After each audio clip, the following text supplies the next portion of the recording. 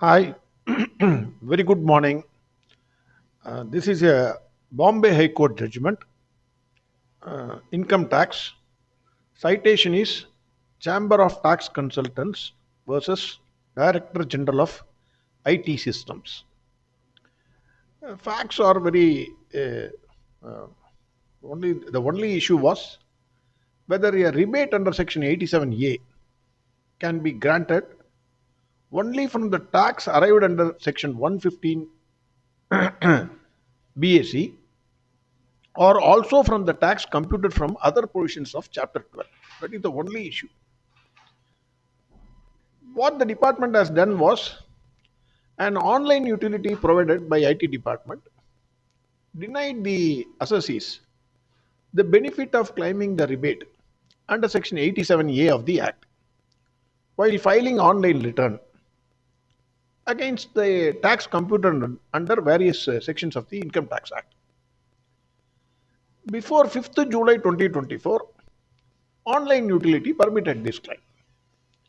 After that, they tweaked the utility and then refused that claim. This was challenged by way of a public interest litigation. The court looked into various provisions of the Income Tax Act. As per the Income Tax Act, assessee, based on his belief as to compute his income and arrive at the tax payable and pay the tax along with the return. Everybody will know this is a self-assessment. The correctness of this assessment can be questioned or examined by the authorities under Section 143. The court held that although filing of the return of income is a statutory duty, determination or computation of income on which tax is payable must abide by the constitutional mandate in Article 265 read with Article 300A of the Constitution. Reason is tax can be recovered only in accordance with law. The court said that there is a distinction between statutory duty of filing the return and computation of income and tax payable thereon. And when the return is filed, once the return is filed, the duty of the revenue to assess and recover tax as authorized by law. There is a clear distinction is there. Any recovery of tax that does not have the sanction of law would not pass the constitutional mandate and raise an issue of revenue transgressing the constitutional boundaries. The court held that when filing the return of income, the department cannot restrain or prohibit an assessee from taking a particular stand on taxability or determination of tax thereon. The IT Act does not contain any such a prohibition. Such a prohibition cannot be introduced by tweaking the utility. That is very important. The court was of the opinion that the utility, that is to aid the tax governance, should not undertake or overtake governance and decide which claim an assessee can make or not. The facility to raise such a claim could not have been abruptly discontinued simply because the revenue officials acting in their administrative capacity felt that such a claim was untenable. The court said, it gave an example. This is almost like the court registry declining to accept a filing of a case because, in the opinion of the filing clerk, the suit is untenable on merits. The access to justice cannot be denied in this manner. That is the opinion of the court.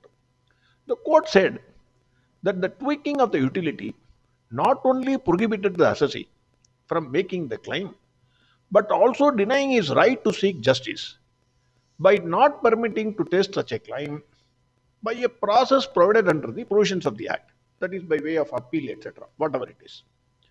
The court said the IT Act provides for consequences if the claim is made, if the claim made is found to be incorrect or not bona fide. There are sufficient safeguards under the Act which act as deterrent if a wrong claim is made.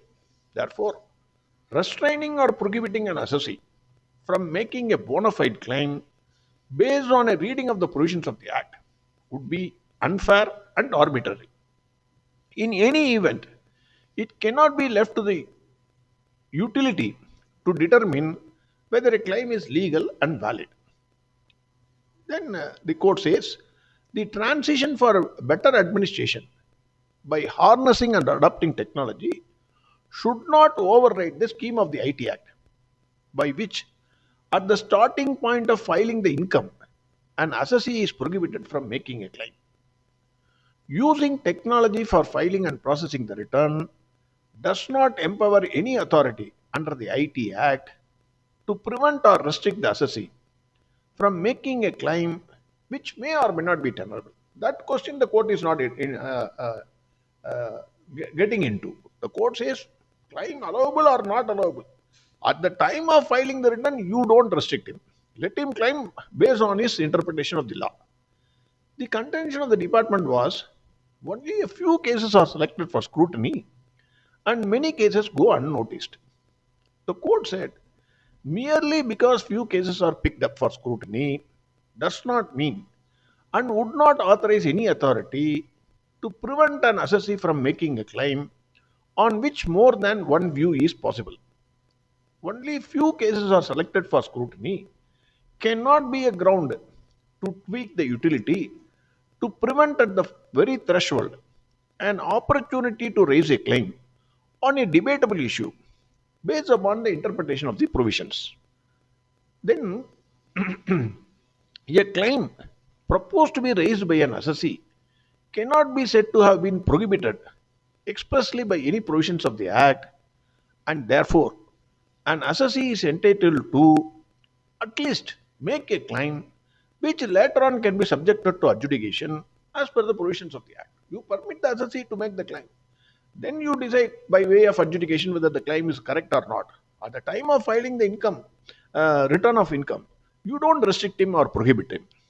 The issue, the court said the issue whether a rebate under section 87A can be granted only from the tax arrived at under section 115 BAC of the Act or also from the tax computed from other portions of the Act is highly debatable and an arguable issue. The court is saying, no, I am not getting into the issues, whether this is correct or that is correct, whether the stand of the assessee is correct, whether the stand of the department is correct. We are not getting into the issue. It is a debatable issue. In such a case, department cannot prohibit or restrain an assessee from claiming a rebate by tweaking the utility by which an assessee is prohibited from making a claim at the threshold. The hence, however laudable, cannot justify the means. The court said the main question is whether the revenue can insist that its interpretation prevails or triumphs because it has the capacity to tweak the utility and prevent an assessee even to make a debatable claim. That is the issue. The provisions of the IT Act do not permit the revenue to do this without transgressing the constitutional boundaries. The court held that revenue cannot be justified in assuming that its interpretation is open and shut, and based upon such a conclusion, shut out even bona fide claims.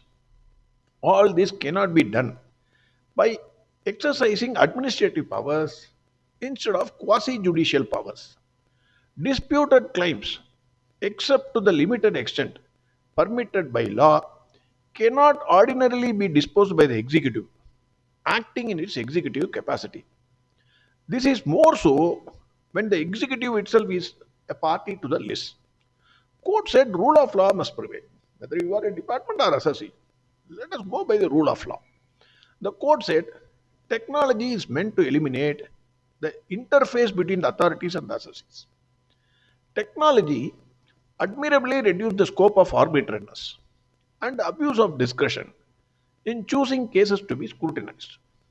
This cannot eliminate an assessee to make a bona fide claim which the law has granted and which is a debatable issue. By doing this, assessee is merely insisting the revenue. It recovers the tax in accordance with law and an authority of law. Any such inhibition will be violative of the Constitution of India. Then a single rupee, this is very, very important. A single rupee over and above what is liable under the Income Tax Act would be violative of Article 265 and 300A of the Constitution, since such a collection would be without the authority of law and would consequently deprive a person of his property in the form of collection of tax. This is very, very important, I think. A single rupee over and above what is liable. Why under the Income Tax Act? Under all the tax laws, if a the department seeks to recover even 1 rupee without the authority of law, it will violate the constitutional mandate. Then that is what I am saying. The court says under the IT Act, if by any act of the authorities, any person is deprived or restrained from computing his income by denying a person to raise a claim, same would be contrary to provisions of the IT Act and Constitution of India. The court observed that revenue did not show any provision under the Income Tax Act which prohibits an assessee from making such a claim. Court also said that tax laws are considered to be one of the most complex laws even today, whether it is GST or income tax. Any law is a tax law is a complex law. It is not that in every case that an interpretation canvassed by the assessee or department is found to be correct, except by following the process of adjudication, appeal, etc. If the department stand is accepted, then it would mean the statutory remedies available under the Act would be rendered redundant and infructuous.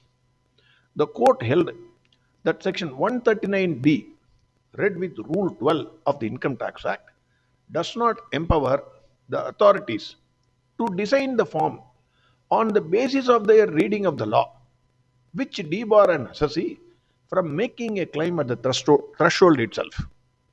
The court relied on a Supreme Court judgment to highlight the importance of making a claim in the return of income itself.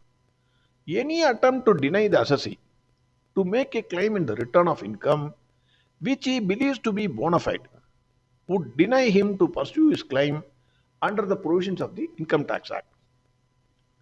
The court looked into the scheme of the Act as a whole and then said the claim cannot be denied from being made by modifying the utilities, which prohibits an assessee from raising a claim in the return of income at the threshold itself. The Bombay High Court concluded that any act of the authorities under the IT Act which seeks to impose or collect the tax by denying at the threshold a person from making a debatable and arguable claim would be unconstitutional. Hence, the court allowed the public interest litigation. The comments are very simple. My comments are that this judgment assumes significance because technology is widely used in all tax laws and in other laws also, filing of returns, etc., etc. Technology is used. So, department cannot design a form in such a manner that it suits their interpretation. That is what is prohibited. The department should permit, department or the government should permit the taxpayers or others to submit the form and then decide later on whether their claim is correct or not. That is the way I look at it. The same principle which the Bombay High Court has given wonderfully as stated will apply to all the tax laws where the authority seeks to deny the claim of taxpayers at the time of filing the return by tweaking the utility. That is my opinion. Thank you very much. Have a great day.